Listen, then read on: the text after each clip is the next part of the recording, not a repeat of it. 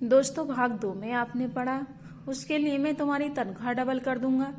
मेरी बात सुनकर उसने कहा, मैं जो कपड़े पहनती हूँ उनमें मैं खुद को कंफर्टेबल फील करती हूँ। अपना लुक चेंज करने की कोई ज़रूरत नहीं है। जब मैं तुम्हारे पापा के ऑफिस में काम करती थी तब भी उन्हें मुझसे कोई दिक्कत नहीं थी, इसलिए तुम मुझे वापस अपने पापा के ऑफिस में भेज दो तो अच्छा है, क्योंकि मुझे ये सब करना मंजूर नहीं है। इसके इनकार ने मेरे अंदर को आग सी लगा दी।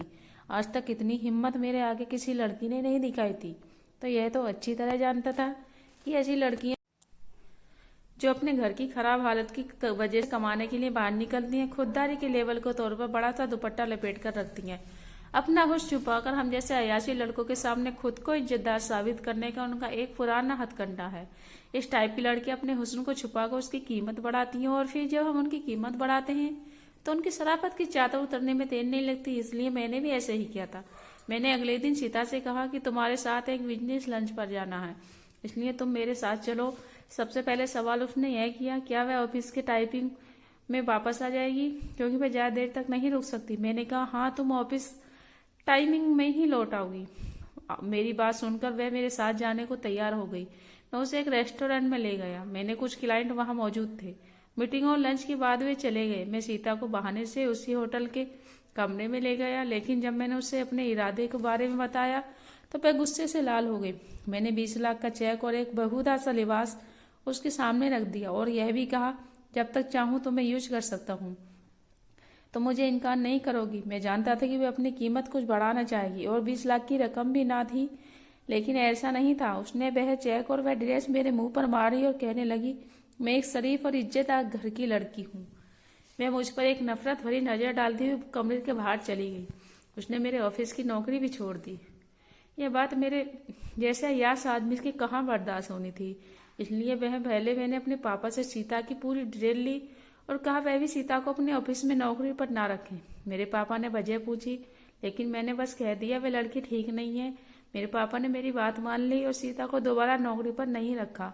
इसके बाद मैंने उसके बाप का एक्सीडेंट करवा दिया, उसे जिंदगी और मौत तक पहुंचा दिया। और अब जब वह मेरे पास मदद के लिए आई तो मैंने उसे साफ कह दिया, मिस सीता, अगर आप चाहती हैं कि मैं आपकी कुछ मदद करूं तो अपनी शराफत और यह खानदानी इज्जत को मेरे ऑफिस के बाहर रख कर आए। वह कहने लगी, मुझे शर्त मंजूर है, लेकिन बदले में तुम्हें मेरी एक शर्त माननी पड़ेगी। मैंने हैरत से उसकी तरफ देखा और कहा, कैसी शर्त? उसने कहा, तुम चाहो मुझे एक रात के लिए इस्तेमाल करो या फिर 4 रात के लिए, या जब तक तुम्हारा मन करे तुम मुझे इस्तेमाल कर सकते हो, लेकिन मुझे हाथ लगाने से पहले तुम्हें मुझसे शादी करनी पड़ेगी। बिना शादी के तुम मुझे नहीं छुओगे। बेशक तुम मुझे चाहे एक रात के बाद तलाक दे देना, लेकिन मैं बिना शादी के तुम्हारे साथ नहीं रहूंगी।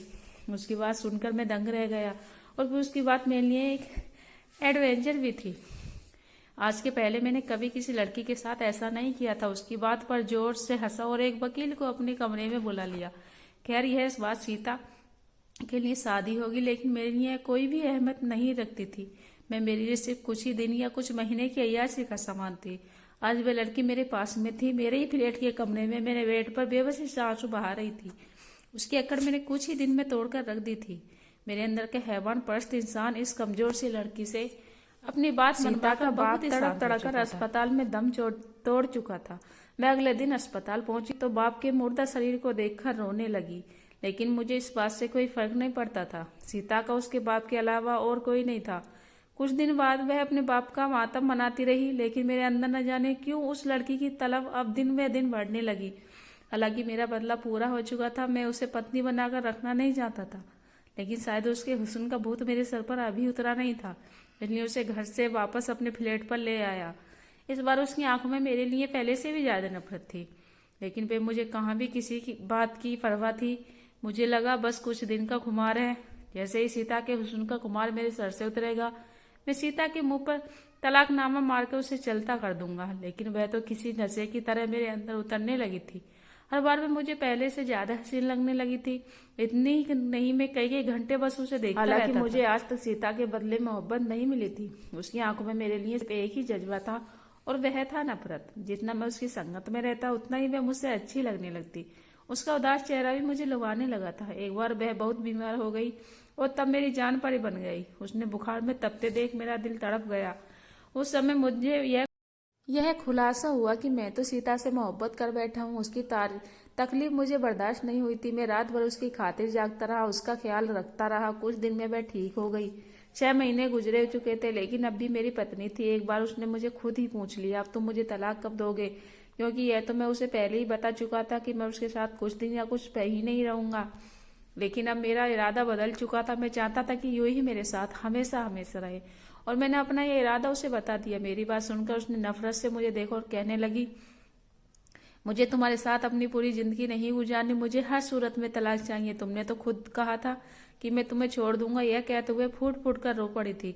मैंने कहा, सीता, यह मेरे लिए मुमकिन नहीं है। पता नहीं कब तुमसे दिल लगी करते करते मुझे दिल लगा बैठे हूँ, इसलिए मैं तुम्हें छोड़ नहीं सकता। मैं तुमसे मोहब्बत कर बैठा हूँ, अब तुम्हारे बगैर जीने के बारे में सोच भी नहीं सकता। प्लीज सीता, जो हुआ उसे भूल जाओ और तुम मेरी मोहब्बत को स्वीकार कर लो। तुम जैसे यहाँ रह रही हो वैसे ही रहो। लेकिन वह मुझसे लड़ने लगी, कहने लगी, मुझे छोड़ दो।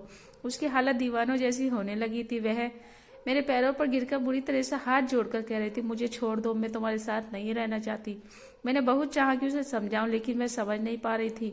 मजबूरन मुझे उसे थप्पड़ मारना पड़ा। मैंने कहा, आज के बाद मुझे ये बात मत कहना, तुम यूं ही मेरे साथ पूरी जिंदगी रहोगी, समझी? यह कहकर ऑफिस के लिए घर से निकल गया। सीता पर जो पागलपन का दौड़ा पड़ा था, उसे हटाने के लिए मुझे उसे थप्पड़ मारना पड़ा। लेकिन अब मुझे अफसोस हो रहा था कि मैंने सीता पर हाथ कैसे उठाया। उस दिन मैं टेंशन में कार में बहुत तेज चल रहा था, और उसका नतीजा यह निकला कि सामने आने वाली गाड़ी से अचानक मेरी टक्कर हो गई। मेरी गाड़ी पलटकर खाई लुढ़क गई। मैं बेहोश हो चुका था। जब होश में आया तो हॉस्पिटल में था। मेरी पापा के पास सीता भी वहां मौजूद थी। उसी समय मैंने अपने पापा के सामने सीता को अपनी पत्नी स्वीकार कर लिया था। मेरे पापा यह सुनकर मुझसे नाराज हो गए, लेकिन मैं जिस हालत में पहुंच गया था मुझे कुछ कह नहीं सकते थे। मेरी दोनों टांगें फ्रैक्चर हो चुकी थी। डॉक्टर ने मेरी दोनों टांगों पर प्लास्टर चढ़ा दिया था। डॉक्टर का कहना था कि कुछ महीने तक तुम अपने पैरों पर खड़े नहीं हो सकते। 1 हफ्ते तक अस्पताल में रहने के बाद अपने माँ बाप के घर के बजाय मैं सीता के साथ प्लेट पे चला गया। वह मेरा ख्याल रखती थी। उसका रवैया ही बदल चुका था, लेकिन मुझे रात को दबा देने के बाद वह कमरे के बाहर निकल जाती, फिर पूरी रात वह कमरे में नहीं आती थी। मैं उस समय इस तरह मोहताज हो चुका था कि वह खुद से बेड उठ भी नहीं सकता। मेरे कमरे का दरवाजा खोला हुआ था। वह सामने वाले कमरे में थी, लेकिन उसके कमरे का दरवाजा बंद था। रात की खामोशी में मुझे सामने वाले कमरे में सिसकियों की आवाज आ रही थी। उस समय मेरा जो बेहद घबराने लगा, शायद वह मेरा वहम है, लेकिन वह वहम नहीं था, क्योंकि अब मुझे रोज ही ऐसी अजीब और गरीब आवाजें आने लगी थी जो मेरे लिए बहुत ही दर्द का कारण बनती थी। मेरी ऑफिस के काम में सिलसिले में सीता ही मुझे फाइल साइन करने के लिए देती थी। मेरी ऑफिस का मैनेजर रोज आता था। जो भी जरूरी काम होता मैं उससे घर पर ही डिस्कस करता था और वह चला जाता था। वह काफी जिम्मेदार और शरीफ लड़का था और अपने काम से काम रखता था।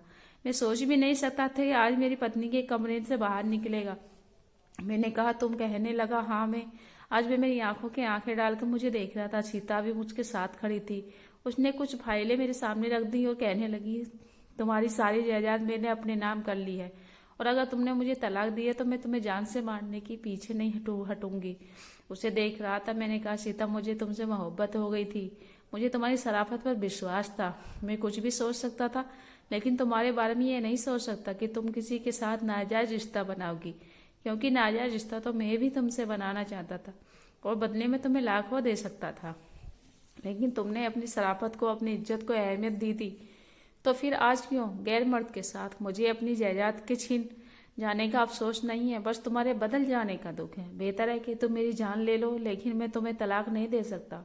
तुमसे जुदा होकर भी मैं मर ही जाऊंगा। इसके अच्छा है कि तुम्हारे नाम से साथ ही इस दुनिया से चला जाऊं। मैंने जमीन पर गिरवी पिस्टल हाथ में ली और कांपते हाथों से सीता को थमा दी। सीता ने पिस्टल हाथ में ले ली, लेकिन अगले ही पल वह रोने लगी। मैं मैनेजर कहने लगा, सीता मेरी बहन है। मैं दुबई में नौकरी करने गया था, लेकिन वहां मुझे किसी ने झूठे इल्जाम में जेल में भेज दिया। लेकिन जब मैं वहां से छोड़कर वापस आया तो सीता ने मुझे सारी कहानी सुनाई थी और मुझे बहुत दुख हुआ था। तुमने मेरे बाप के साथ जो भी किया, मैंने और सीता ने उसका बदला लिया है। लेकिन मैंने तुम्हारे ऑफिस में नौकरी की, तुम्हारा भरोसा जीता, फिर एक एक्सीडेंट करवाया, उसके बाद तुम्हें तकलीफ देने के लिए ड्रामा रचाया। यह सुनकर मैं खुद शर्मिंदा होकर सीता से अपने अपने हर गलत रवैये की माफी मांग ली थी। औरत की सहनशीलता मर्द से कहीं ज्यादा होती है। उसने मुझे माफ कर दिया। मैं व्हील चेयर पर बैठा हुआ था, वह मेरे घुटनों पर सर रखकर बैठ गई। सीता का मोहब्बत भरा स्पर्श पाकर आज पहली बार मेरे अंदर तक सुकून उतर गया। दोस्तों, कहानी आपको अच्छी लगी तो वीडियो को लाइक शेयर और चैनल को सब्सक्राइब कीजिएगा। धन्यवाद।